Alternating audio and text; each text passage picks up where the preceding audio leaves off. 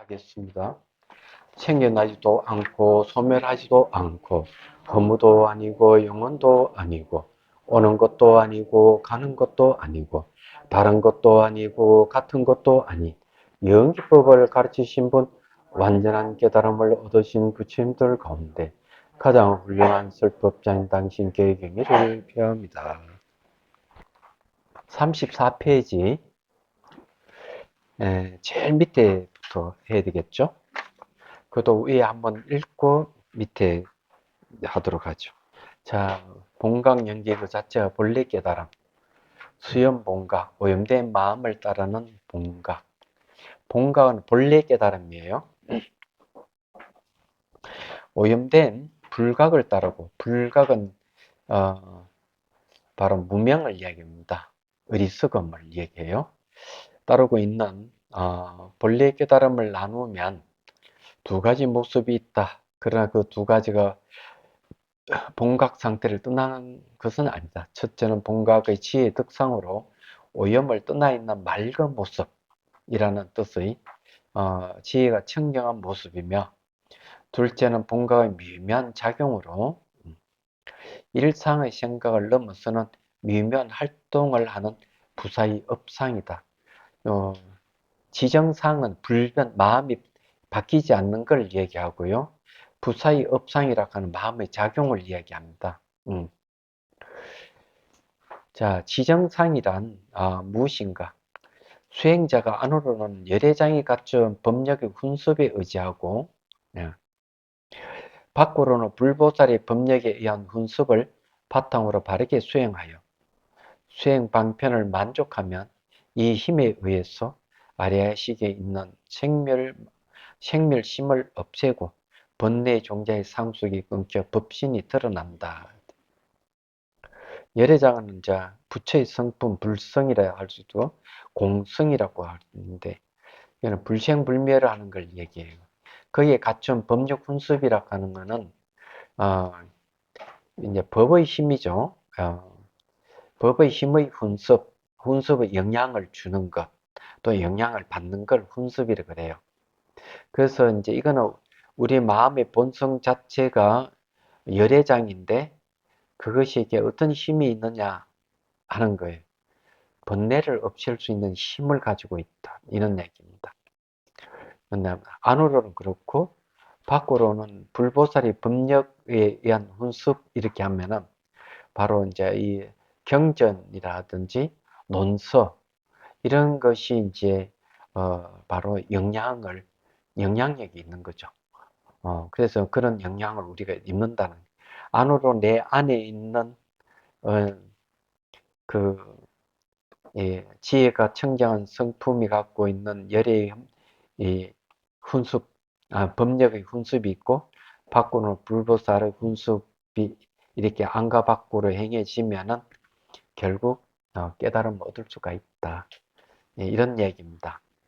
그래서 이제 아리아식에 있는 생멸심을 싹 없애버리면은 법신이 드러난다. 그거는 깨닫는다. 이런 얘기입니다. 자, 이때 드러난 본래 깨달음인 지혜의 순수하고 맑은 모습을 지정상이라고 한다. 지혜가 깨끗한 모습, 이런 말이죠. 여기는 지혜의 순수하고 맑은 모습, 이렇게 했어요. 이것은 깨닫지 못한 인식이 무명일지라도, 무명 또한 영계의 각성을 떠난 것이 아니므로, 여기 상당히 중요한 이야기죠. 무명이라 하는 건 밝음이 없는 것, 어둡다는 얘기죠. 마음의 어둠, 어리석음을 얘기합니다. 어리석음 또한 영계의 각성을 떠난 것이 아니다. 영계의 각성이라고 얘기하는 것은 바로 우리 마음의 청정한 모습이죠. 지정상을 이제 이 얘기를 합니다. 위에 지혜의 순수와 맑은 모습, 그런 그것을 영계의 각성이라고 할 수 있어요.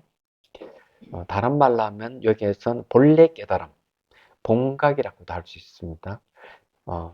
요건 이제 영계의 깨달은 성품을 떠난 것이 아니므로 번역하면 그런 영기라고 하는 거는 앞에 우리가 저게 기경계에 보면 나오죠. 기경계가 연기입니다.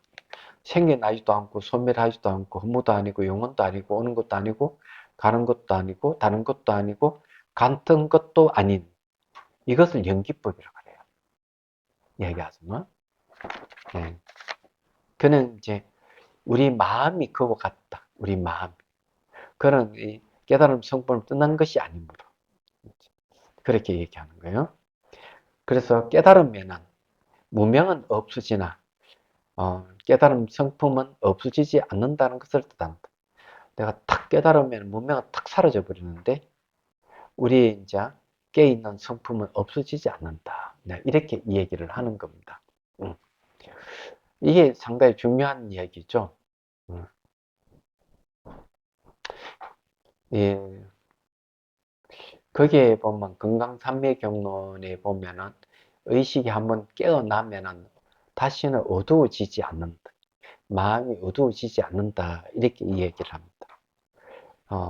여기서도 똑같은 말이에요.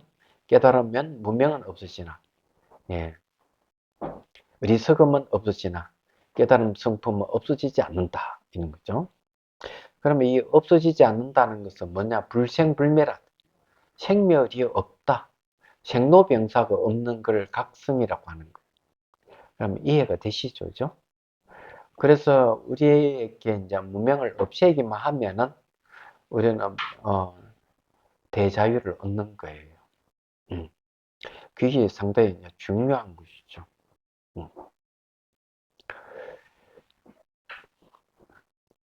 사람들은 되게 이제 어리석음 때문에 그렇거든. 어리석음. 어리석다고 하는 것은 연기 이치를 모른다. 이런 얘기. 연기 이치 모든 존재에 상호 의존하고 있고 독립된 개체가 없다는 거죠. 그걸 공이라고 얘기합니다. 그런 사실을 모른다는 거죠. 그걸 어리석음이라고 그래요. 그걸 무명, 마음이 어둡다 이런 겁니다. 별로 어렵지는 않아요. 그럼 이런 그 무명을 어떻게 하면 없앨 수가 있느냐 하는 게 이제 아주 중요한 것이죠. 본래 깨달음, 우리에게 깨달음의 성품이라 하는 것은 말과 생각을 떠나 있어요. 말과 생각을 떠나 있기 때문에 그러면은 우리가 깨달으려면은 말과 생각을 떠나면 되는 거예요. 간단하잖아요.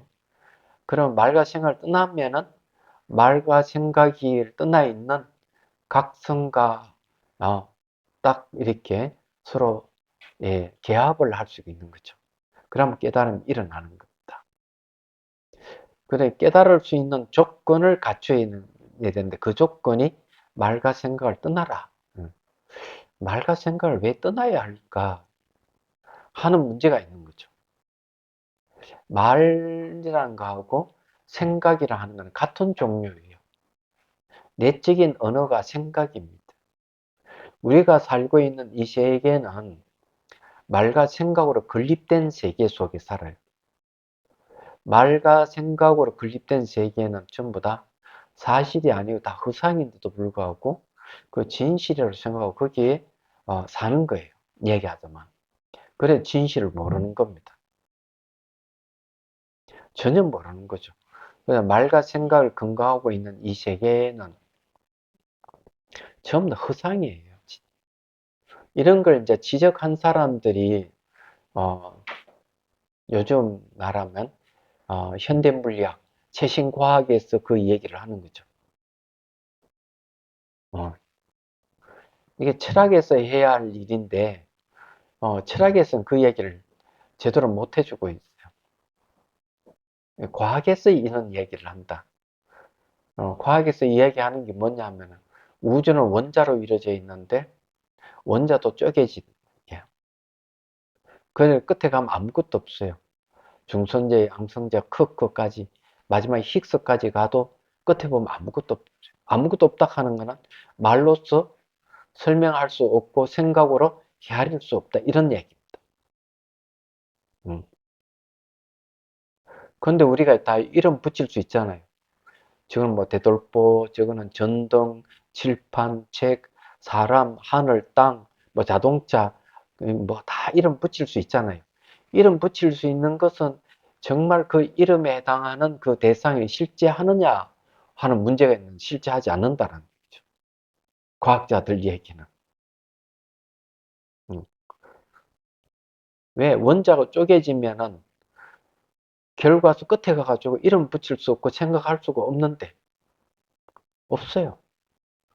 그럼 우리가 이름 붙여서 이야기할 수 있는 이 세계는 어쩔 수 없이 우리가 이름 붙이고 생각으로 무엇이다 얘기할 뿐이지 실제 하는 게 아니다는 거죠. 그런 거 어떻게 할 수가 있느냐. 어, 이 세계는 영원히 존재하는 게 없고 상호 의존 관계를 갖고 있어서 그래. 그 내재한 실체가 없다는 얘기죠. 이런 걸 이제 과학자들이 이제 어떻게 얘기를 하느냐. 그저 이제 또 똑같이 제가 이제 이거 여러 번 얘기를 하는데, 원자는 입자이면서 파동이에요. 전자도 마찬가지예요. 이중성을 갖고 있어요. 입자이면서 파동이. 이것이 눈으로만 이것을 파장을, 길고 짧고 중간 크기 파장을 다 헤아려 가지고 이걸 붉은색, 파란색, 녹색으로 인식한, 그걸 더하고 빼고 이래서 수많은 색깔과 모양을 인식하는 거죠. 그 파장이 코로 오면은 코에서 이걸 분자의 진동수를 감지해가 전부 다 냄새로, 귀로 오면 소리로 전부 다 바꾸어서 듣는 겁니다. 그렇게 전환해서 들는 게 바로 마음이 그런 일을 한다는 거죠. 그래서 보이고 들리는 세계는 마음에 의해서 나타나는 세계다. 그럼 진실은 뭐냐? 힉스도 들어가 보면 아무것도 없는 거예요. 그걸 공이라고, 실체가 없다 해서 공이란 말을 쓰는 거예요. 존재의 궁극은 공이다. 이렇게 얘기합니다. 어떤 과학자는 아예 우주는 아무것도 없는 무다.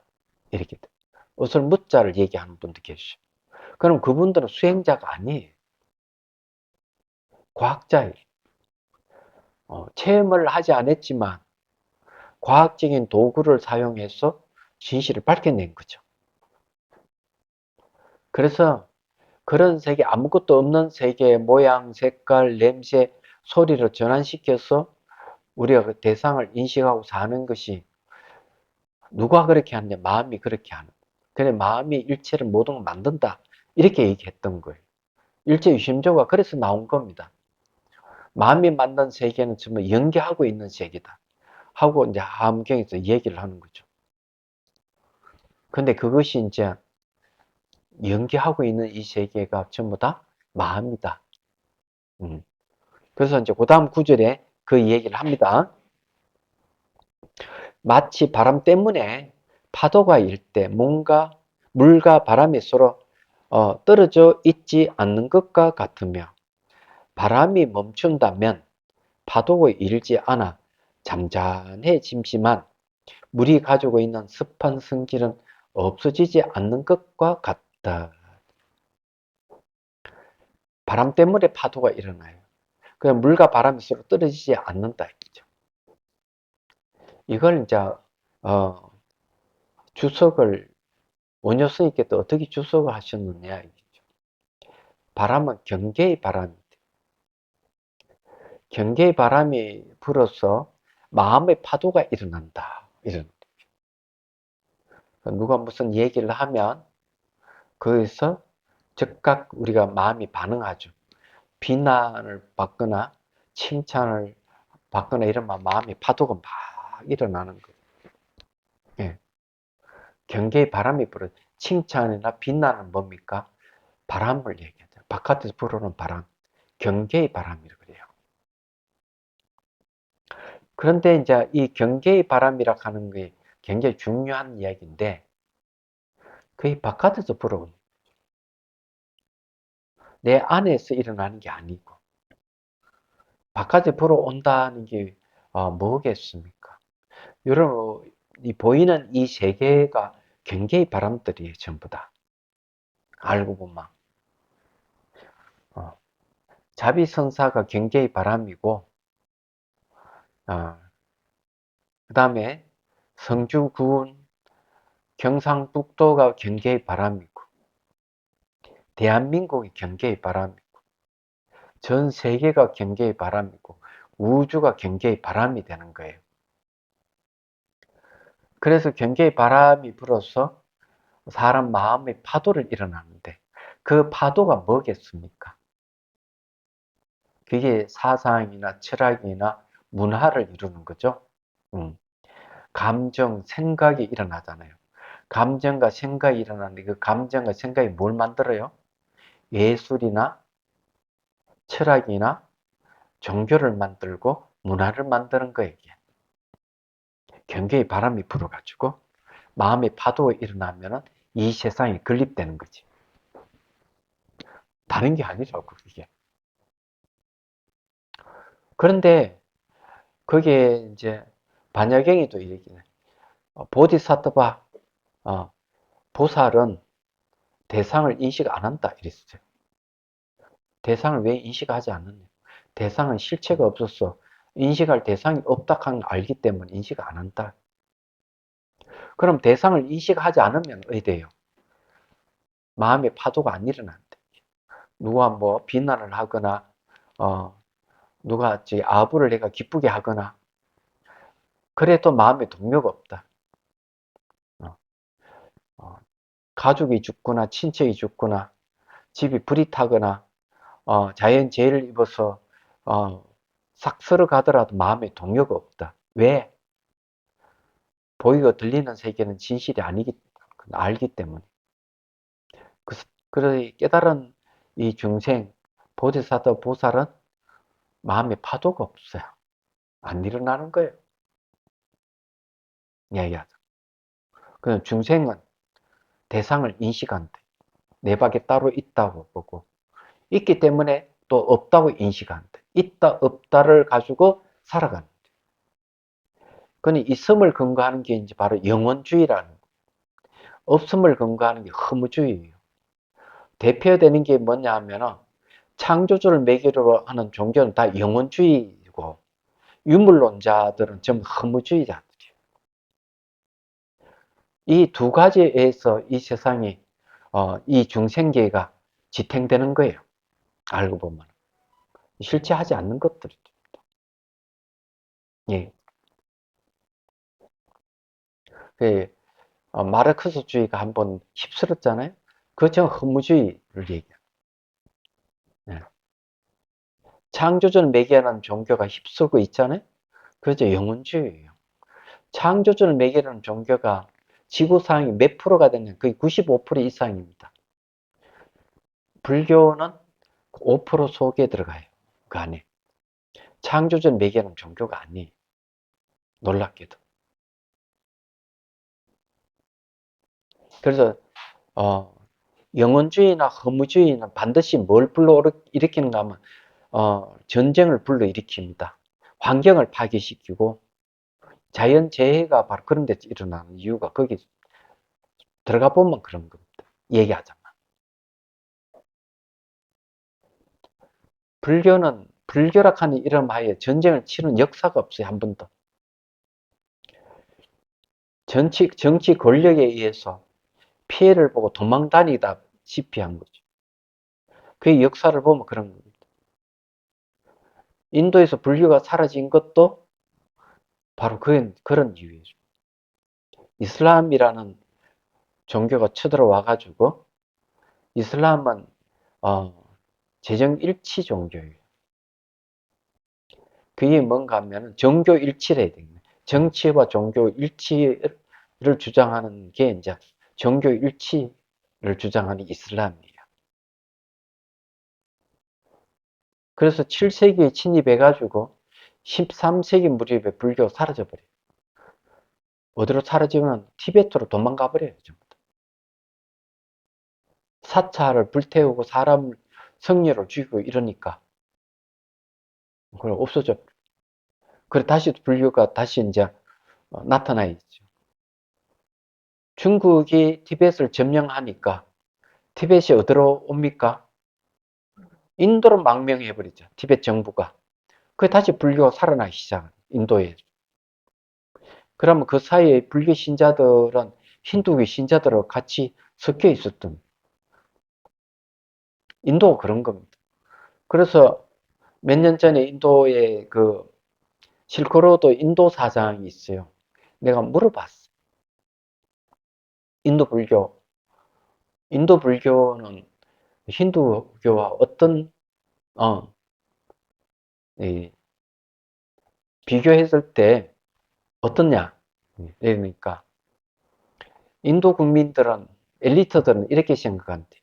뭐라고 얘기하는가 하면 힌두교는 고답적이고 얘기하지만 어, 그리고 너무 권위주의지. 그는 요런만 딸랑딸랑 흔들면 신자들 다 갖다 바치니까 재미가 없다. 불교는 간결하고 과학적이다. 네, 인도 사람들 그렇게 생각한다. 이렇게 바뀌어버린 거예요. 그 이전에는 암베드카르라는 불교가 있지. 암베드카르는 불가촉 천민 출신이에요. 미국에 저기 영국에 유학해서 돌아와가지고 인도의 법률을 제정하신 분. 간디하고 상벽을 이루죠. 그런데 불가촉 천민들은 노예 계급이에요. 여러분 잘 알다시피. 그런데 힌두교의 창조주를 매개로 하는 종교 힌두교에 의해서는 이 자기 종족이 천민으로 살 수밖에 없는 거야. 그래서 과감하게 결단을 내립니다. 불교를 개종해버리죠. 불교는 평등이다. 만물, 만미 모든 평등하다고 이 얘기를 하니까 힌두교도들의 방해를 받지만 한 번 집회를 열면은 50만 명, 40만 명씩 전부 개종해버려요. 불가촉 천민들이. 어. 그리고 죽는 순간에도 50만 명이 모여가지고 개종을 해버려요. 몇 년 전에 또 있었어요. 그러나 암베드카르 불교가 또 얼마 정도 몇 년 전에 1,000만 명 이상이라는 거죠. 그렇게 1,000만 명, 인도에서 1,000만 명 많지는 않아요. 그럴 정도예요. 근데 이게 이제 여러분들 잘 알다시피 그런 일들이 왜 벌어질까는 봐야 됩니다. 네팔도 굉장히 변했어요. 불교 집회를 한번 열면은 뭐가 생기는가 하면 초등학교 이 저기 학교가 하나씩 생길 정도예요. 그래서 왕정이 무너지고 난 다음에 네팔 국민들은 이 국교로 힌두교가 아니라 불교를 바꿔야 되지 않느냐 이렇게 생각하기 시작했다는 거죠. 근데 호텔 같은 데 가보면 옛날에는 불교적인 어떤 그런 게 없었는데 힌두교적이었는데 같은 5성급 호텔을 가봤더니만 불상이 놓여 있고 탱화가 걸려 달라져. 이게 왜 이렇게 달라졌지? 이게 이제 티베트 불교 영향이라는 걸 알게 됐죠. 음. 이제 이런 문제가 이제 서서히 바뀌어가기 시작하는 거예요. 이 달라이 라마 스님 말씀은 뭐라고 얘기를 하는가 하면은 그렇게 얘기. 티베트 불교는 인도의 나란다 불교를 계승한 것이다. 어, 고향으로 다시 되돌아온 것이다. 이렇게 얘기합니다. 자, 어쨌든요, 어, 그런 이제 그 유럽의 엄청난 변화를 겪었는데, 네, 인류학자 아놀드 토인비는 20세기에서 가장 큰 사건은 뭐냐? 1차 대전, 2차 대전도 아니고 불교가 100년 전에 유럽에 전해진 것이다. 사상, 철학, 문학, 심리, 어, 엄청난 영향을 끼치게 되죠. 얘기하자면. 1992년도에 제가 91년도에 인사동에서 경전읽기 모임에 법문을 해줬어요. 한 7개월 동안. 해주게 동기가 제가 송강사에 살았기 때문에 원래 돈연이라는 스님이 그 이끌다가, 어, 내가 송강사에 몸담 당구에 있어서, 그 다음 후임으로 제가 그걸 맡게 됐는데, 딱 10명이에요. 그 멤버가. 어, 이화여대 대학 출신의 아줌마들이 딱 10명. 근데 뭘 열어? 울레기라 한 다방을 열어.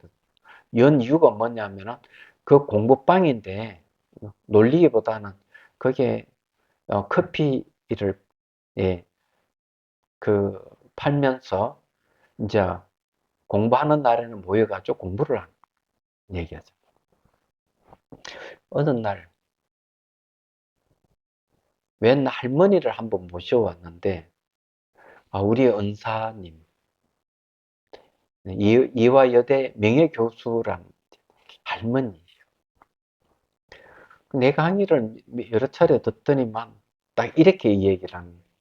진작에 불교를 알았으면 영문학을 멋지게 강의할 수 있었는데 좀 늦었다. 본인이. 영문학과 교수 출신의 명예교수예요. 이분이. 근데 이화여대 뒷문에 그 대신교회 옆에 살아요. 대신교회 집사야. 이분이. 집사인데 한편은 교회 다니고 한편은 절에 다녀요. 왔다 갔다 하시는 분이. 어, 그 사연도 있더라고요. 얘기 들어보니까. 그때 물어봤어요. 그 왜 그러냐 이러니까. 불교를 알기 전에 자기 영문학 강의할 때 그 내용이 이 불교적인 것이라는 사실을 몰랐는데 강의하다가 불교적인 소재가 너무 많다는 사실을 알게 됐다. 얘기하. 그래서 이제 자기가 최근에 몇 년 동안 법정 스님 책을 쌓아놓고 탐독을 했다는 거죠. 얘기하자면. 그런 계기가 있어, 계기. 요 이야기만은 본론 들어가겠습니다. 엉뚱한 얘기 자꾸. 자기 제자들이 가등사 문제로 와가지고 이 얘기를 할 때 예수님 말씀을 얘기를 하니까 잘 맥히 들지를 않더래. 그래서 이 교수가 뭘 하는가 하면 사주를 배웠어요. 명리학. 그러니까 예수님 말씀 플러스 사주 이러니까 조금 맥히 들더래. 그럼 요즘은 어떻게 하느냐? 자기 제자 가정사 문제로 와가 뭐 물으면은 예수님 말씀 플러스 사주 플러스 부처님 말씀. 그러니까 아주 정확하게 잘 맞아 들어간대. 아니, 교회 집사인데 절연에 왜 다니느냐 물어봤어. 근데 이분 부모님이 독실한 불교 신자, 부모님이. 그래서 이제 자기가 그 이화여대 교수로 재직할 때 자기가 세례를 받는다 이러니까 어머니가 밤새 옷을 지어주면서 그래 이거 오늘 세례 받는 날이니까 이거 입고 가거라 이런. 자기는 생각, 아니 어머니 불자인데 이렇게 옷까지 지어주시고 뭔가 좀 남다르다 이렇게 생각을 했대. 그래 부모님이 조그만 암자를 지어가지고 평생을 살았답니다. 얘기하자면. 자기가 이 살면서 부모의 언덕대로 이 자식들이 잘 되고 있잖아. 이런 생각을 그렇게 늘 하고 있었대. 근데 결정적인 계기가 뭐냐면은 자기 조카가 결혼해가 애를 갖다가 이혼하면서 고아원에 보내버려. 이혼하면서. 그 초등학생인데. 자기가 찾아가 애가 데려왔는데 애가 상처를 받은 거죠. 부모한테. 그래서 날마다 접시기가 문부수고 초등학생이. 그 나중에 아이가 뭐 막 얼굴에 뭐 나고 이러니까 한의원 데려갔더니 한의사 이 애를 왜 부모에게 데려주지 않느냐. 애가 좀 스트레스 받아가지고 얼굴 뭐가 나지 않느냐. 스트레스 받는 게 부모에게 버림받아서 스트레스 받는다고 생각했는데 사실 그게 아니었던 거예요. 알고 보면은. 그래서 이거 어떻게 해결을 해볼라 안 됐다가 경복궁 옆에 법련사는 절이 있어요. 그 서점에 갔다 보면 이렇게 불일해보를 보다가 마음을 먹고 새벽에 애불 드리러 가가지고 진짜 100일 기도를 드리는 거예요. 자기 혼자서 108배 하고 그러면서 하는 말이 딱 이런 얘기. 100일이 되기 전에 이 손녀딸이 제품이 안겼습니다. 그리고 자기는 무엇이 잘못된지 알았대. 자기는 대학 교수로서 아이를 할머니 입장이 아니고 학생 대하듯 교수 입장에 학생 대하듯이 하니까 애가 스트레스 받았다 하는 걸 알았대. 교수직이라는 그런 생각을 내려놓고 진짜 할머니 입장을 돌아가니까 아이가 자기 품이 안겼대. 그래서 사고 치는 일이 없으셨다는 거죠.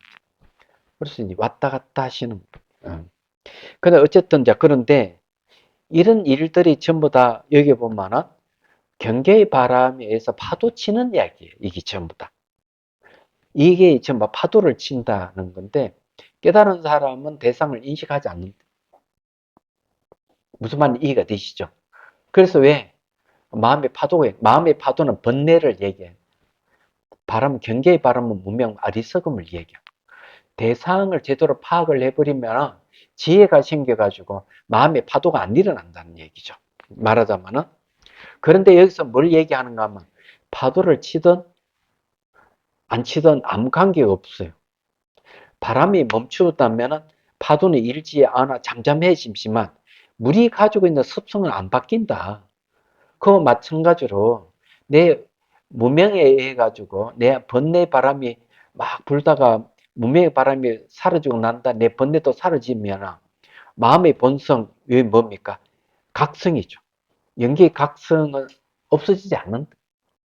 깨달음 성품은 없어지지 않는다. 이런 얘기를 하는 거죠. 여기서 얘기하는 것이. 그래서 중생도 또한 이와 같다. 중생은 무명에 의해서 살아가는 게 중생인데 별 볼일 없는 중생도 알고 보면 전부 다 무명의 바람에 의해서 마음의 파도가 일어나서 살아가는 이들이다. 얘기하자면. 그렇지만 무명이 제거되고 마음의 파도가 사라지면 이 깨달음의 각성은 없어지는 게 아니에요. 이런 얘기예요. 그래서 이제 중생도 또한 이와 같다.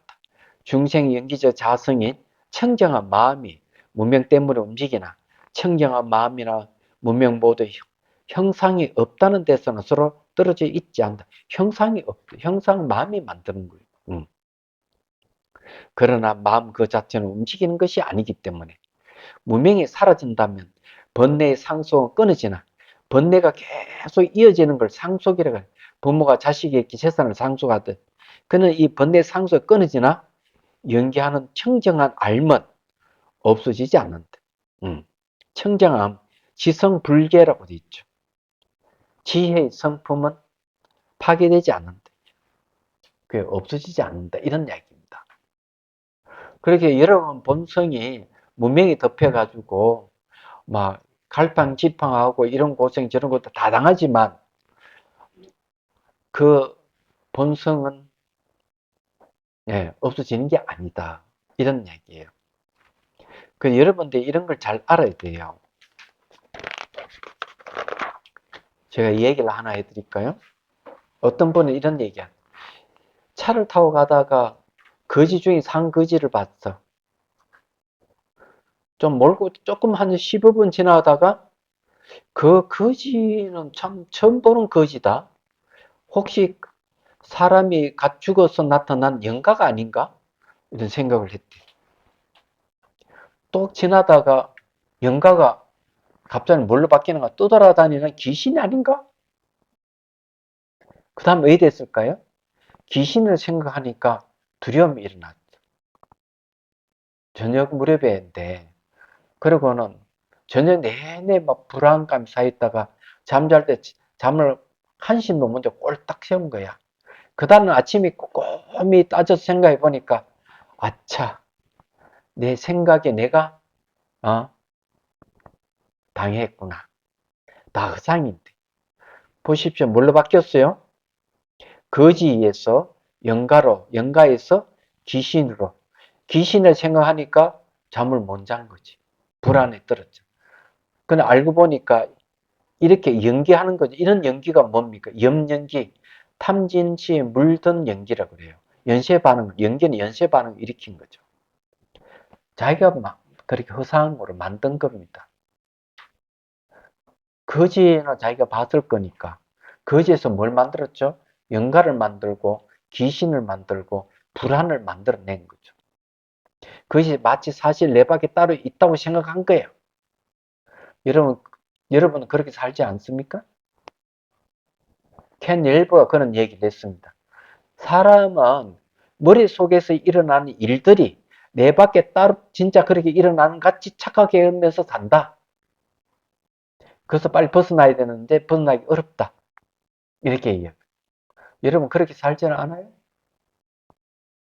빨리 벗어나야 돼.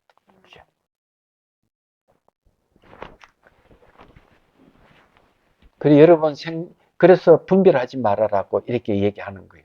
분별하게 되면 없던 일을 만들어서 본다. 그게 문명이에요. 그게 어리석음. 우리는 중생이라는 거는 바로 그런 식으로 살아가기 때문에 우리가 명상을 해서 그래서 벗어나자 하는 얘기. 이런 공부하는 이유도 그게 있다. 그치? 우리 마음의 본성은 지혜의 청정한 모습이고 그게 불변이란 바뀌지 않는 마음. 행동은 사유할 수 없는 그냥 생각의 차원을 벗어난 어, 불사의 업상, 업의 모습이다. 업은 뭐 행위의 모습. 생각의 차원을 떠나버린 벗어난 행위의 모습. 이게 불사의 업상. 그걸 가지고 있다. 그게 뭐냐 이러면 사람이 어렵고 힘든 것을 어, 그걸로 구해주는 사람 얘기하죠. 자기 몸을 희생해 가면서도 그런 사람 굉장히 많거든요. 음. 그래서 불사의 업상이라는 거죠. 자, 그 얘기를 한번 나옵니다. 자, 36페이지. 불사의 업상이란 무엇인가? 그 사유할 수 없다. 생각할 수 없는 업의 모습이란 무엇인가?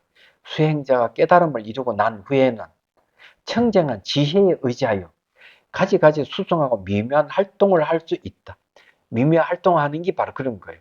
그렇기 때문에 한량없는 공덕이 단절되지 않는다. 무량한 공덕이라는 게 요즘 말로 하면 뭐겠어요? 공덕은 훌륭한 결과를 가져올 수 있는 원인이라는 뜻이죠. 무한한 잠재력 가능성이 이런 게 그런 뜻이죠. 내 안에 잠자고 있는 능력이죠. 이런 능력이 이제 표출되는데 그런 능력이 단절되지 않는다 했죠. 저절로 중생의 근기에 상응하여 지혜와 공덕이 발현돼 중생을 이롭게 한다. 그래서 이게 중생의 근기에 서로 응하여 하는 중생의 근기가 뭡니까? 그 사람이 갖고 있는 그릇의 크기를 얘기하는 거죠. 작은 그릇의 크기가 있고 중간 그릇의 크기가 있고 그 다음에 그 위에 그릇이 큰 건기가 있어요. 그 작은 그릇을 가지고 있는 사람들은 어떤 사람들인가 하면 이런 이야기입니다. 오로지 네, 이 재산 모으고 재물을 모으는 데만 신경 쓰는다. 그래서 어디서 쓰느냐 그걸 가지고 명예와 이익을 추구하는 사람. 그런 사람은 가장 근기가 낮은 사람. 중간 크기의 근기를 가진 사람은 어떤 사람이냐면 그렇게 재물을 모으고 명예 이익을 추구하다가 어느 순간 부질없다 하는 사실을 알게 돼. 이걸 가지고 내가 죽었어도 가져가는 게 아니다. 그래서 뭘 하느냐 하면은 그걸 남을 돕는 데 쓴다. 내가 이게 사람들에게 베풀어야 되겠다. 이거 중간 크기의 근기를 가지는 사람들. 상근기는 뭘 하겠어요? 그래서 사람들에게 이 재물이라든 이런 것을 베풀 뿐만 아니라 좀 더 큰 그릇, 네, 깨달음으로 잘 인도하는 사람들이죠. 얘기하자면 중간 크기의 사람은 거기까지는 안 가고 네, 끝나버리죠. 이게 차원이 달라요. 그래서 근기가 가장 낮은 이들은 어, 다시 인간에 태어나거나 천상에 태어나기를 원하는 사람들. 근데 이런 사람들이 이제 개가 천선을 하면은 남에게 봉사를 하고 계율을 잘 지키는 도덕성을 가지는 사람으로 바뀌죠. 중간 크기의 사람들은 남에게 잘 베풀고 이러다가 마음을 돌이키면은 내가 수행을 해서 생사가 없는 열반을 구해야 되겠다 이런 생각이죠. 그런 열반. 왜 그러면 천국을 안 가지? 인간은 태어나려고 왜 하지 않지? 인간계는 생로병사가 있지만 역시 천국도 시간과 공간의 제약을 받는다는 사실을 알게 됩니다. 경전의 기록에 의하면 천인들이 하늘에 사는 신이나 천인들이 죽음에 임박하기 때문에 몸에 빛이 사라지고 냄새가 난대. 몸에서. 그래서 다른 천인들을 멀리하는 거죠. 5천년, 만년 이상 살지만 그게 안 된다. 어. 그리고 이제 가장 괴로운 거는 그것이 괴로운 게 아니라 자기가 복락이 다하기 때문에 다음에 어디 태어날 줄 자기가 안다. 하늘에 눈을 가지고 그게 가장 괴롭다. 이렇게. 범천은 나이가 몇 살인지를 몰랐다. 맞지만 니까에 보니까 나오더라고요. 범천은 브라만 창조신입니다. 창조신도 수명이 있어요. 세상을 자기가 만들었다고 이렇게 하면서도 그럼 얼마나 오래 사는지 잘 모르시죠? 56억 년을 살아요. 56억 년. 어마무시한 수명을 가지고 있다. 예. 근데 그 범천은 전생에 출가 수행자였고, 그리고 열반까지 얻었던 이야. 알고 보니까. 그래서 부처님께서 깨달음 얻자, 어, 이 창조신이 내려와가지고, 열반에 들지 말도록. 부처님께 깨달음 얻자마자 열반에 들렸고, 열반에 드시면 안 됩니다 하고, 이렇게, 세상의 중생을 구제해 주기를 근유하는 얘기가 나옵니다. 맞지만 니까에도 똑같은 얘기가 또 나오더라고요. 그래서 알게 됐어요. 그래서 여러분들이 이제 알아야 되는 게 뭐냐면 열반이라 하는 건 수명이 없는 세계예요. 근데 그 중간 크기의 사람들이 도달하는 경우. 그러면 그 위에는 상근기는 뭘 얘기하느냐 하면 열반에도 머물지 않는다. 열반에 머물면 중생의 고통을 외면하기 때문에 열반에 머물지 않고 나와서 중생 구제하는 일을 해. 그래서 제일 밑에 하근기의 출발은 천인교라고 그러고, 인간세 천상에 태어나는 거. 그 다음에 두 번째 근계는 소승교라 해가지고 열반을 추구하는 성문 영각, 이 추구하는 아란의 경계까지. 그 다음 대성교는 네, 바로 아란에서 벗어난 보살, 그 다음에 이제 부처가 되는 길을 얘기를 합니다. 그래서 이제 그렇게 나눠져 있는 거예요. 근기라 하는 말은 그는 그러게 중생이 근기의 성을 응한다 하는 거는 보살도 의미를 따져보면은 깨달음 경지에 올라갔지만 부처가 되기 전까지는 뭐라 보는 중생을 보는 겁니다.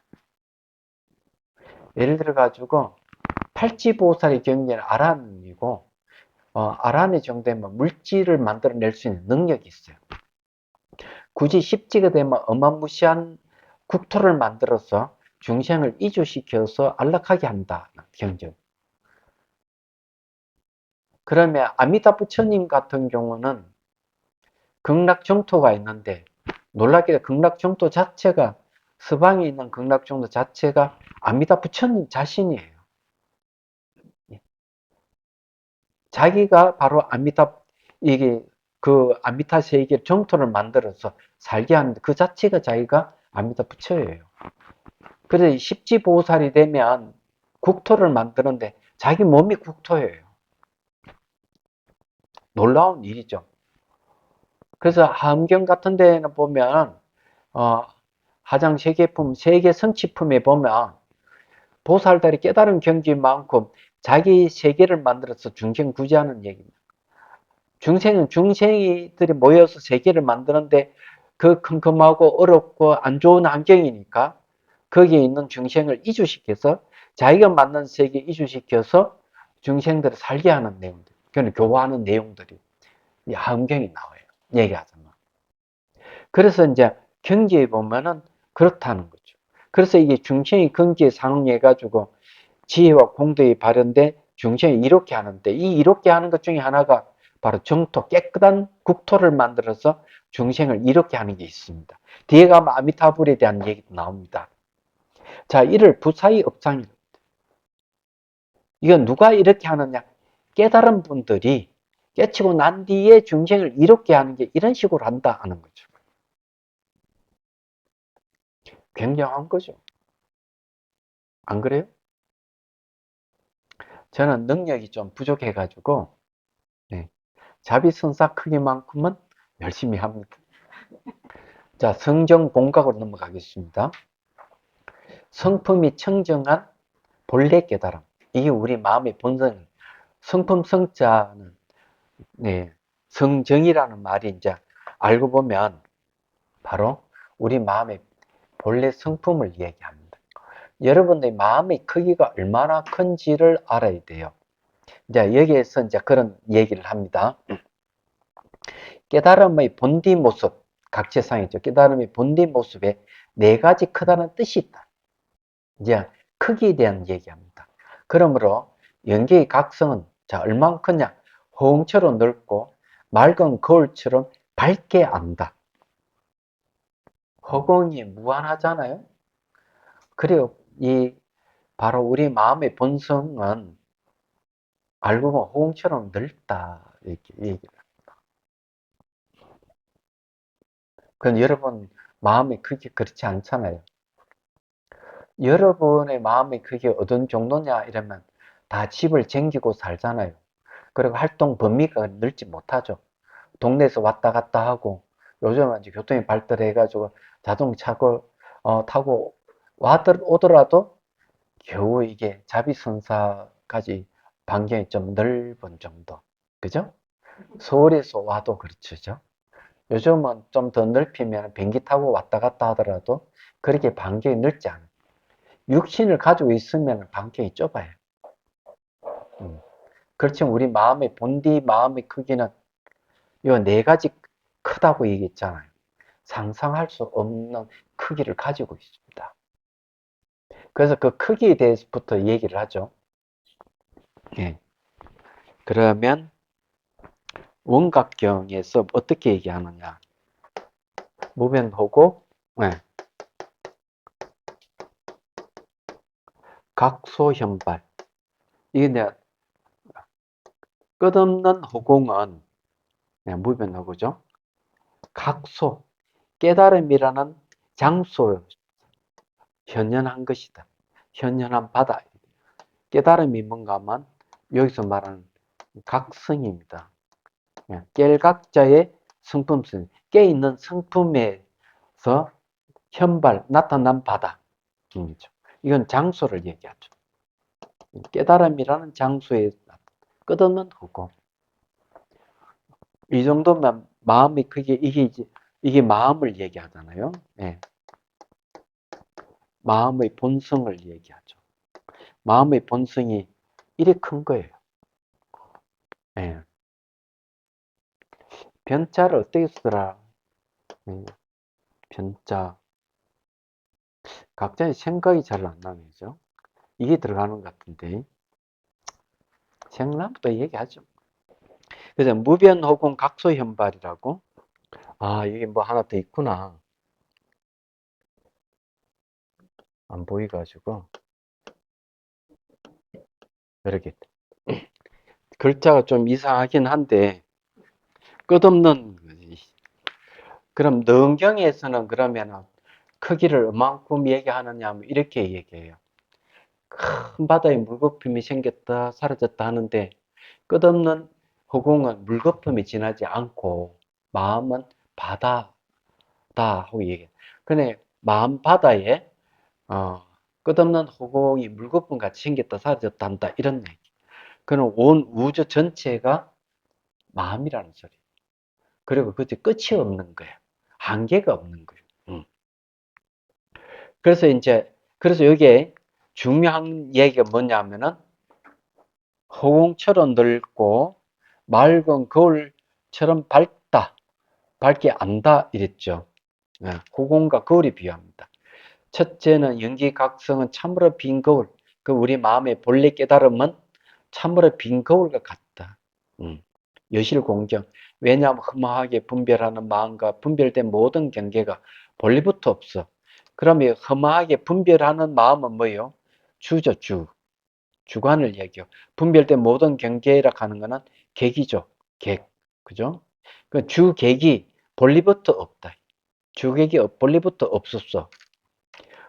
허망한 법이, 험한 현상이 나타날 수도 없고, 허망하게 알아차리는 작용도 없기 때문이다. 주객이 없다. 둘째, 연기각성은 깨달은 각성, 깨달음 성품은 본리 깨달음이라는 말은죠.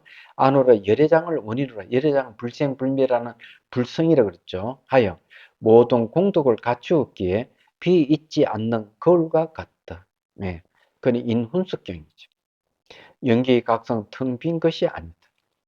세상의 모든 경계가 연기각성이라는 거울에 나타나는 것이므로 경계가 깨달음의 성품을 벗어난 것도 아니고 깨달음의 성품 안으로 들어오는 것도 아니며 없어지는 것도 아니고 파괴되는 것도 아니다. 항상 연기총상이 총체적인 모습이 한 마음으로 있다. 이랬어요. 자, 그러면은 이게 뭔 말인지를 이제 얘기를. 자, 이 이야기를 안 들으면 이제 천추의 한을 남길 것이라고 생각을 합니다. 본래 깨달음이죠. 이거는 이제 깨달음 성품이에요. 깨있는 성품이 네 가지가 있어요. 처음에는 이제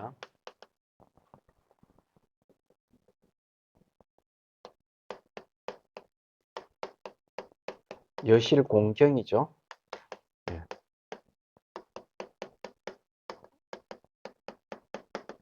두 번째는 인훈숙경입니다.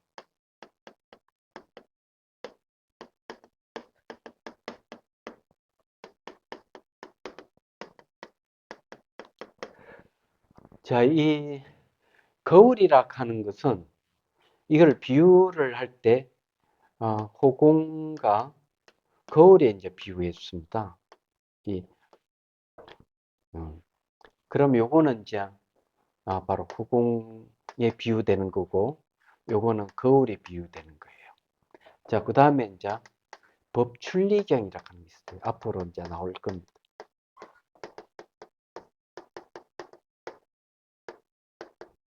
그 다음에 이제 연훈숙경이라는 게.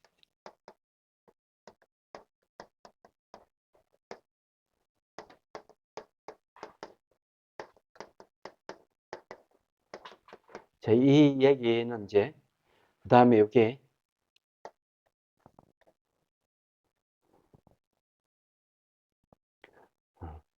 요것이 이제 허공에 비유되면은,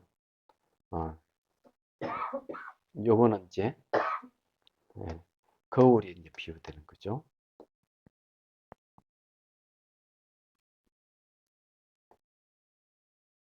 이렇게 하면 돼. 허공과 거울. 자,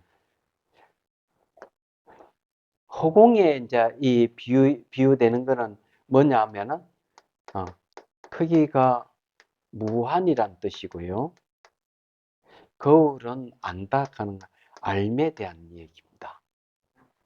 그러면 있는 그대로 비어 있는 거울이잖아요. 여기 주객이 없다 이거. 주관과 객관이 없기 때문에 이거 저것이가 하나 되는 게 없어요. 힌두교에서는 아트만, 나한테 아트마라는 참 자아가 있어서 브라만 창조신과 합의를 하게 되면 열반을 얻는다. 이런 식으로 얘기를 해요. 불교는 그런 가르침이 없어요. 왜? 주관과 객관이 본래 없기 때문에 이거 저것이 합하는 게 있을 수가 없는 거야. 근데 주객이 하나 되는 걸 계속 주장을 하게 되면은 정신병으로 갈 가능성이 있어요. 미안한 이야기지만. 그게 뭔가 자기 동일성, 대상을 자기와 동일시하는 걸 얘기합니다. 대상과 동일시하게 되면은 문제가 발생하는 거예요. 아이가 점수를 많이 받아오면 아이고 내 새끼 하다가 점수를 못 받아오면 옆집 철수는 100점 받아오는 니는 왜 60점밖에 못 받아오느냐 구박을 주고, 그는 어머니가 그 아이하고 이게 동일시하기 때문에 일어나는 현상이에요. 좋은 일과 동일시하면 괜찮아요. 나쁜 일과 동일시할 때는 바로 우울증이 오거나 정신 파탄이 생기기 시작하는 거죠. 동일시하면 안 돼요. 주객이 본래 없는데. 그래, 이 주객이 없는, 여기 거울이잖아요. 이게 마음 거울이잖아요. 이 마음 거울을 얘기합니다. 주객이 없는 마음 거울이에요. 자, 주객이 없는 마음 거울인데, 인훈습경이란 이게 뭐냐는 거죠. 요거는 원인이란 뜻이잖아요. 훈습이라는 영향을 얘기하죠. 요거는 거울은 마음을 얘기합니다. 이 거울은. 마음 거울을 얘기하죠. 자, 원인으로 영향을 끼치는 마음 거울, 이런 뜻입니다. 그래, 이게 이제 무엇인지를 한번 보죠. 이런, 마음 거울이 있어요. 자, 마음 거울 첫 번째는 뭐예요? 주관 객관이 없기 때문에 이게 아무것도 없어요. 근데 뭐가 비쳐? 여기에 사람도 있고, 건물도 있고, 꽃도 있고, 다양하게 영상이 나타나면 그때서야 마음 거울이 이렇게 탁 나타나는 거예요. 네. 나타나는데 이게 바로 뭐예요? 영상이죠. 영상. 영상이 나타나는 거예요, 이게. 그래서 거울은 이걸 비추는 거죠. 예, 비추는 성질이 비추는데, 이 마음골이 나타난 영상을 뭐라고 하는가 하면 이렇게 딱 나가는 것도 아니고, 예, 들어오는 것도 아니고, 어, 없어지는 것도 아니고, 예, 그냥 파괴되는 것도 아니다. 어때? 상주 일심한다. 상주. 항상 일심으로 머문다. 일심으로 한 마음으로 존재한다. 그러면 또 사람들은 이걸 얘기하면 뭐라고 얘기하겠어요? 또 이렇게 얘기할 거예요. 바깥에 이게 사람이 있고 건물이 있고, 예? 그죠? 꽃이 있어서 이렇게 반영돼서 나타나는 게 아니냐? 놀랍게도 이건 없어요. 왜? 마음 거울 자체 주객이었기 때문에. 주객이 본래 없기 때문에 이게 주관과 객관이 없는데 턱 나타나니까 이게 영상으로 비쳐서 나타난, 이게 있을 리가 없죠. 얘기하지만. 지금 나타났어. 그 나타난 이건 뭐냐, 이게. 나가는 것도 들어오는 것도 없으면 파괴되는 것도 아니에요. 거울 갖다 놓고 거울에 비친 영상을 한번 보십시오. 딱 이런 식이에요. 여러분들이 마음 거울을 좀 눈으로 보잖아요. 눈을 보는 이게 쫙 비춰보잖아요. 그래, 여러분들 전부 다 이게 보고 있는 다 보이죠? 여러분 보이는 세계가 전부 다 영상이에요. 사람도 보고 건물도 보고 꽃이 없나? 꽃이 있네, 저게. 보잖아요. 사람 저거 보이잖아요. 그러게 여러분들은 지금 그런 상태인 거죠. 알고 보면. 그럼 보이고 들리는 이 세계는 전부 다 영상이다. 나가는 것도 들어오는 것도 없어지는 거 파괴되는 게 아니다. 얘기하자면.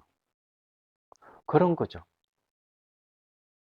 그런데 진짜 중요한 거는 이 마음 거울을 이렇게 이게 쭉 비추는 이게 거울의 빛이죠. 거울의 빛은 불변이 안 바뀌어요. 불변 안 바뀌는 거예요. 깨있는 마음이 한번 딱 깨면 다시는 바뀌지 않아요. 물건 한번 써도 보는 마음이 안 바뀌어. 피곤해가 눈 감고 있어도 환해. 그런 걸 이제 뭐라고 얘기를 하는가 하면 이렇게 해요. 명명, 밝고 밝까, 어둡지 아니하고 어두울 몇 자다. 밝고 어둡지 않아. 예. 대단한 거예요, 이게. 그 다음에 뭐라 하는가 하면, 로로상기대. 자, 밝고 어둡지 않는 게 뭔가 하면, 허공이 비유된다면, 또록또록하게 항상 아는 건 뭐예요? 거울이죠. 이런 거. 이 깨달음에 대한 얘기. 그래서 이게 피곤해가 눈을 감고 있어 환한 거예요. 그게 바뀌질 않아. 늘 인식하다. 항상 인식하고 있는 거예요, 이게. 여기 이제 바로 상지락하는 여기 이제 불변을 얘기합니다. 바뀌지 않는데. 불변. 안 바뀌는 거죠. 이게 하나예요. 그럼 이거 누가 해가스님, 초조 달마 2조 해가스님의 깨달음 내용이에요, 이게. 눈을 떠나 감아나 보는 마음이 바뀌지 않아요, 진짜. 그런 사람 있으면 손들어. 없지? 그래서 이걸 이렇게 마음 거울을 이런 식으로 비유를 하는 거죠. 인훈숙경이라고 얘기를 하는 게 바로 이제 그런 걸 얘기를 하고 있는 거죠. 그래서 여기에 보면 이 인훈숙경이 바로 이 거울을 얘기를 하는 거죠. 거울에 이제 훈습에 영향을 끼치는데 나타난 영상들이 알고 보니만 들어가고 나오고 이런 게 없는 거예요. 이야기하더만. 그래서 이렇게 거울이 비유하잖아요. 인훈숙경, 연훈숙경 이 두 가지를 이렇게 하는 거죠. 자, 여기에 대해서 이제 현대적으로 해석을 제가 해볼게요. 네. 현대적인 해석. 네. 이 이제 마음 거울을 이제 앞에 얘기하면 각성이라고 그러죠. 또는 본래 깨달은 본각이라고 그러죠. 네. 그럼 첫 번째 이제 여실 공경이잖아요. 여실 공경. 여실 공경은 뭘 얘기하는가 하면 나에게 무한 잠재력가 가능성, 가능성을 갖추고 있다. 그러나 드러나지 않는다.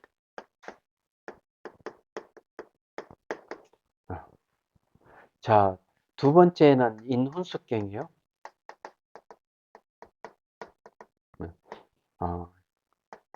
나에게 무한 잠재력과 가능성이 지혜로 또 자비로 나타난다. 그 다음에 이제 법춘리경. 법춘리경 뭐냐 하면은 모든 문제의 해답은 갖추고 있다.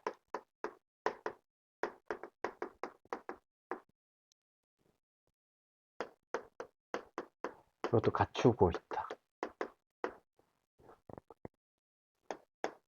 그것도 갖추고 있다. 이렇게. 그 다음에 이제 연훈숙경. 연훈숙경은 뭐냐 하면은 이거는 이제 나에게 중생을 돕는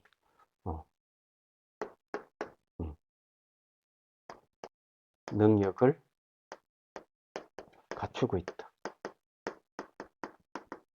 그래서 이제 여실공경이라고 하는 거는 이게 이제 무지의 모습을 띠고 있는 같이 보여요. 무지는 아닌데, 무명은 아닌데. 그럼 요거는 뭐냐면 지혜를 얘기합니다. 법춘리경은 뭐냐 하면은 이거는 이제 깨달음을 얘기하죠. 완전한 깨달음입니다. 완전한. 연훈숙경은 이제 선지식입니다. 그래서 나에게 무한한 잠재력 가능성을 갖추고 있는데 드러나지 않다. 드러나지 않고 있는 게 갖춰져 있다. 이게 알고 보면. 근데 이게 이제 영향을 받으면 어야 되는가? 예. 생사에서 생사락하는 삶과 죽음의 괴로움이죠. 괴로움이 딱 다가오면 여실 공경이 뭘로 바뀌는가 하면 인훈수경으로 바뀌면서 무한한 잠재력 가능성이 지혜의 자비로 나타난다. 이게 지혜로 자비로 나타나는데 이게 나타나는 거예요. 영향을 주는 거죠. 내 안에 자기한테 영향을 막 주는 겁니다. 이건 안으로. 그죠? 그 다음에 이제 이게 여기에서 여기까지 딱 오는데 이렇게 아주 오는데 순서가 이래. 범부의 깨달음, 상사각, 성문영각 보살의 깨달음, 수분각, 이건 이제 보살의 깨달음, 구경각. 구경각이 바로 궁고의 깨달음이 뭐냐, 법출리경이에요. 그 요 사이 인수경에서 법출경 사이에 이게 이제 깨달음 4개 단계의 깨달음이 있는 거죠. 얘기하자면. 그래서 이게 모든 문제의 해답을 다 갖추고 있는 거죠. 법출리경이라 하면 모든 속박이 다 벗어났다 이런 얘기예요. 출리 벗어났다 이거죠. 연훈석경은 뭐냐면 선지식이에요. 인연에 대해서 그 사람 깨달음을 얻을 수 있도록 해주는 거죠. 밖으로. 그 여기 뭡니까? 여기 이제 부사의 업상이죠. 그럼 요거는 안으로 지혜로 작용하는 게 지정상입니다. 안으로. 그리고 이게 안으로 이제 지혜가 법력 훈습이 이렇게 돼 있어요. 그런데 이 세상에는 딱 3가지만 얘기해요. 나에게 무한한 잠재력 가능성을 가지고 있다. 모든 문제는 해답도 나한테 갖추고 있다. 내가 그것을 해결해 줄 수 있는 인도자다. 이렇게. 그게 선지식이죠. 그 여기에 빠졌어요. 인훈석경에 대한 얘기 없어요. 그럼 불교는 여기 있는 거야. 나에게 내 스스로 문제 해결할 수 있는 능력도 갖추고 있다. 이걸 얘기하는 거예요. 그 여러분들이 이런 4가지를 다 갖추고 있는 거예요. 이해가 되시는지? 한마디로 얘기하면은 여러분들이 마음의 크기는 무한히 큰데 거기에는 주객이 없는 모습이 있지만 외부의 영향을 받으면 삶과 죽음에 대한 영향을 받으면 야, 이거 벗어나야 되겠다 하는 마음을 내면서 안에서 이제 지혜가 일어나는 거죠. 그리고 이제 사람들을 자비로 대하려는 마음도 같이 생기는 거예요. 저게 이제 내 안에서 이제 막 일어나는 거예요. 주객이 없는 모습이 서 어떤 바람이 불었어요? 문명의 바람이 아니고 저 때는 진여의 바람이겠죠. 생사를 싫어하게 하는 진여의 훈습이라 그래요. 그럼 불어가지고 생사를 싫어하고 생사가 없는 걸 좋아하는 마음이 막 일어나면서 이제 명상을 하는 거예요. 여러분 이 강의 듣는 분들은 좀 인훈석경으로 들어와 있다 보면 돼요. 그래서 나한테 무한한 잠재력 가능성을 갖추고 있는 게 이제 드러나기 시작하는 거예요. 저게 이제 두 번째예요. 그래서 이제 지금 열심히 막 수행하면은 이제 본부의 깨달음에서 상사각에는 작은 깨달음, 수분각에는 큰 깨달음을 가는 거죠. 법출리경에는 완전한 깨달음을. 그 다음에 저게 연훈석경이죠. 연훈석경은 뭐냐 하면은 완전한 깨달음이 아니라도 연훈석경 다 있어요. 도움을 주려고 하는 거죠. 계속. 깨달은 사람이라면 사람들을 깨닫게 하기 위해서 노력을 하는 게 연훈석경 조건이 되어주는 거죠. 이 내용이 좀 선정 본강 내용이 이 이야기를 담고 있는 건 요즘 말로 하면 내가 이걸 알기 위해서 굉장히 노력을 몇 년을 노력해서 알아낸 사실이 알고 여러분도 한 번 들어서 그냥 다 쉽게 이해했지만 저는 몇 년 노력해서 이걸 이해해서 여러분한테 얘기를 하는 거예요. 그래서 여기 내용이 그런 겁니다. 연계의 각성 텅 빈 것이 아니다. 세상의 모든 경계가 연계의 각성에서 나타나는 것이므로. 그러니까 본각 인훈수경에서 나타나는 것이므로. 경계가 연계의 각성을 벗어난 것도 아니고 들어오는 것도 아니고 없어지는 것도 아니고 파괴되는 것도 항상 연계의 총성이 한 마음으로 있다. 이렇게. 왜냐하면 모든 것이 그 자체로 진실한 연계의 공성이기 때문이다. 존재 끝은 아무것도 없다는 얘기예요. 근데 놀랍게도 야, 이것도 그 전에 한 이야기인데 형상과 형상 없음은 동일한 겁니다. 동일해요. 단지 해 안으로 깨뚫어 들어가면 아무것도 없고 법 안으로 보면은 그러니까 이 렌즈를 갖다 꽉 쪼아서 끝까지 보면은 아무것도 없는데 렌즈를 이렇게 느슨하게 풀어내면 형상이 나타나는 거야. 그러니까 형상 있음과 없음 동일한 거라는 거지. 그래서 색적 시공, 공격 시색, 물질적인 거와 비어 있는 건 동일하다. 정신현상과 비어 있는 건 동일하다. 이렇게 얘기를 하는 거예요.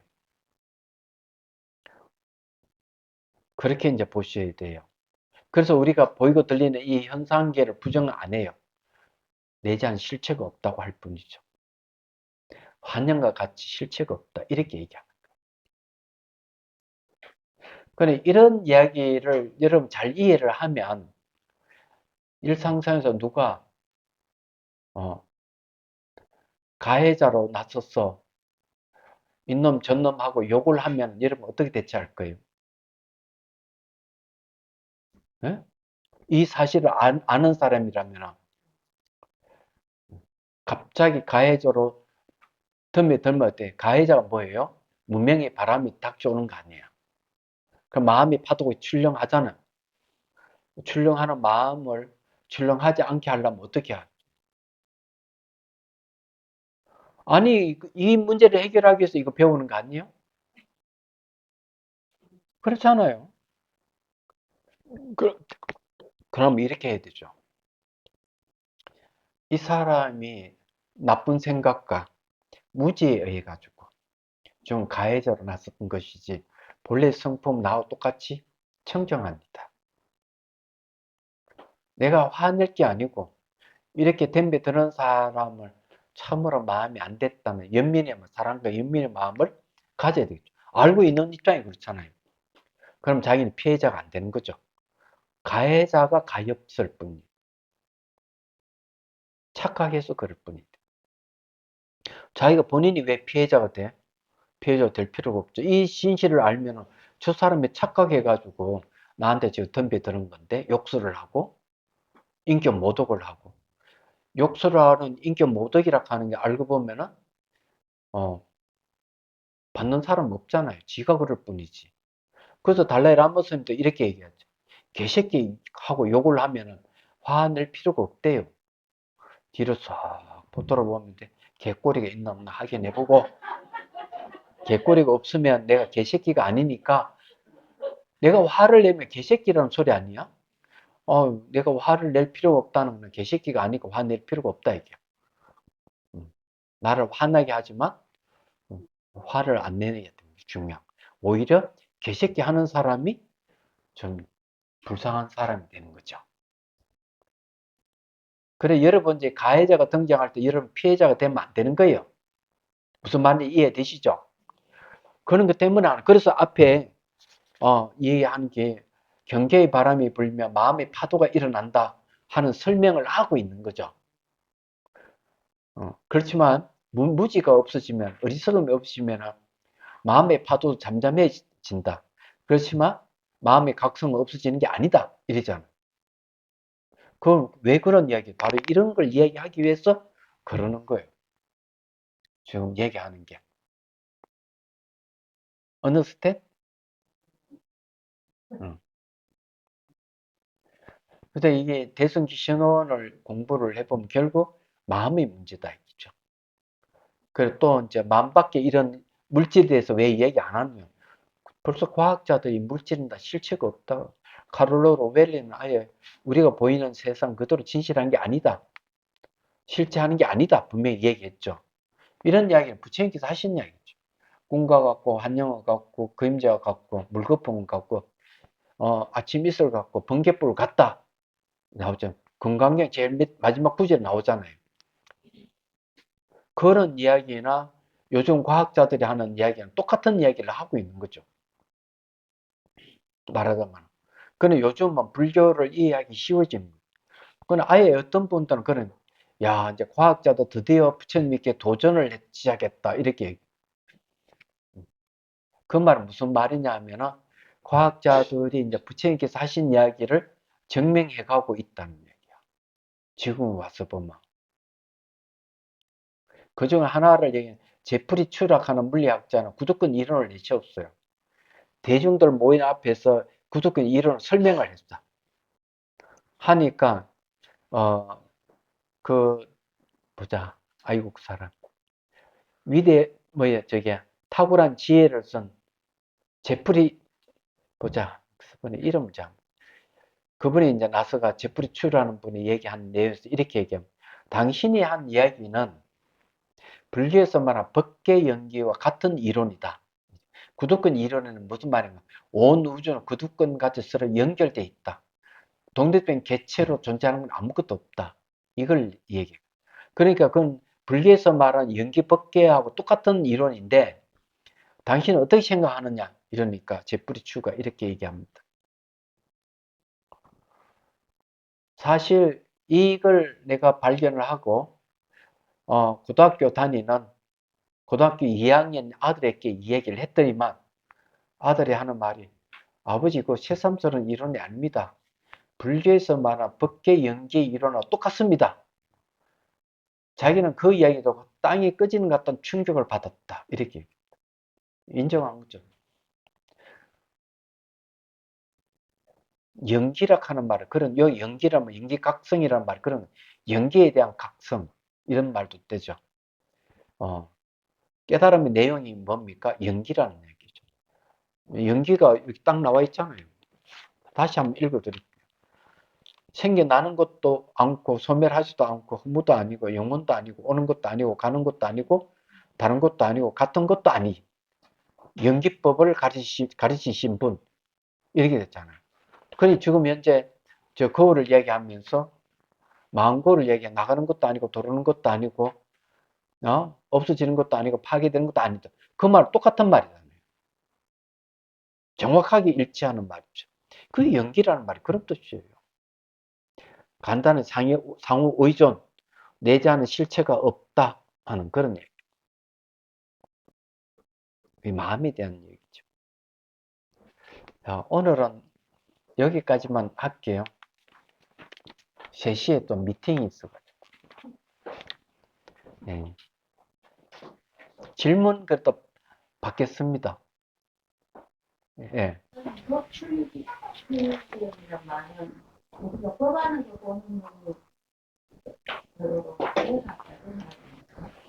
예.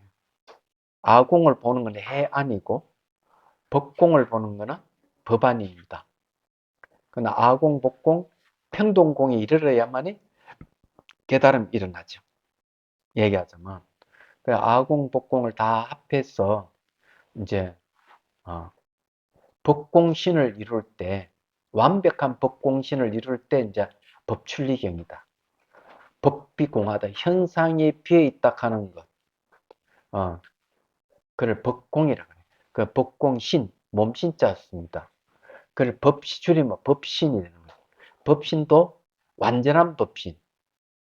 그러면 이제 불완전한 법신은 부분적인 법신은 뭘 얘기하는가 하면은 바로 상사각, 성문영각과 초지보살이 깨달을 때 그때 이제 법신을 이루어요. 그리고 이제 수분각을 지나서 이제 구경각의 완전한 법신을 원만 법신을 이루죠. 그런 원만 법신의 법출리경입니다. 저게 그래, 출리라 하는 벗어난다 이거죠. 현상에 대한 것에서 다 벗어났다. 안과 밖에 나타난 모든 현상에서 벗어난 마음 거울 이런 말. 그래서 여러분이 깨달으면 마음이 바뀌질 않아요. 마음이 바뀌지 않는 걸 깨닫는 거죠. 그래서 제가 이 물건나무수도 보는 마음이 안 바뀐다. 슬퍼도 보는 마음이 안 바뀌고 화가 나도 보는 마음이 안 바뀐다. 그게 불변이다 있죠. 얘기하자면 그 불변이 뭔가 말 지정각이라는 거죠. 지혜가 청정한 모습이다. 말하자면 여러분 그걸 아시기 본각이에요. 본래 깨달은 그 크기가 무한이다. 네. 깨달은 자가 무한이 아니면 좀 그렇죠. 그래서 저게 불사의 업상이라는 게 이제 뭐와 같은가 하면은 전체 작용이로 돼요. 전체 작용. 성가에서는 마음이 부분적으로 작용하는 게 전체로 작용을 해. 전체 작용이. 마음 전체의 작용이. 그게 불사의 업상. 얘기하자면 그런 거죠. 지정상이 그러면 전체 마음이죠. 딱 그렇게 해석이 됐죠. 좀 전체라 하는 말은 한계가 없는 이런 말. 전체란 말 자체가 그런 한계가 없다 이런. 그래도 깨달음을 얻었다 하더라도 새 속의 습은 가지고 있어요. 새 속의 습이라든지 전생의 습마저 완전히 없으려고 그러면 부처의 경지에 가야 돼요. 그렇지 않은 다음에는 살았던 새 속의 습과 과거 전생의 습이 남아 있습니다. 깨달아도. 또 다른 질문요? 극락세계가 아미타불의 마음이 그렇죠. 극락세계 자체가 아미타 부처님. 어. 그런데 이제 마음을 깨달아 보면 이 마음이 아미타구나 하는 걸 알게 됩니다. 무량수 한량없는 목숨의 부처님, 한량없는 빛의 부처님을 아미타 부처님. 아는 부정사죠. 미타는 길이잖아요. 길이가 없는 그런 무량이죠. 예. 아미타불 가는 무량한 목숨의 부처님 이런 이야기. 그래 저게 무량수전을 지으니까 아셨죠?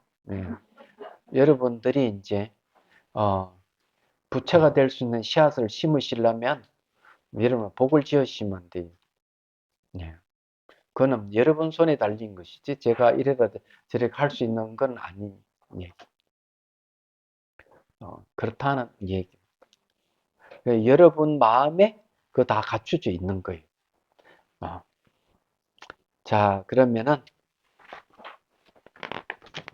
해양기 하겠습니다. 중생들을 구하려는 마음으로 깨달음의 정수를 이룰 때까지 부처님과 법과 성부에 항상 기이합니다.